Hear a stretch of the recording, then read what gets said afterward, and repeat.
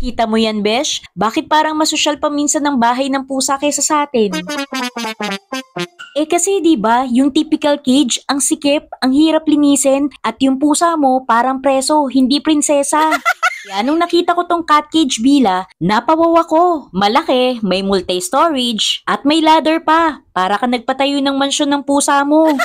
Pwede mong lagyan ng cat nest, toilet, pati food at water bowl. Super tibay pa kasi naka-square tube reinforcement. Ang pinaka-love ko, madali siyang i-assemble, walang hassle. At ganun din pag i-disassemble mo. Kaya kung gusto mo besh na yung pusa mo treated like royalty pero hindi bugbog sa budget, ito na talaga. Murang cat cage pero villa vibes. Check mo na besh, nandyan sa Yellow Basket.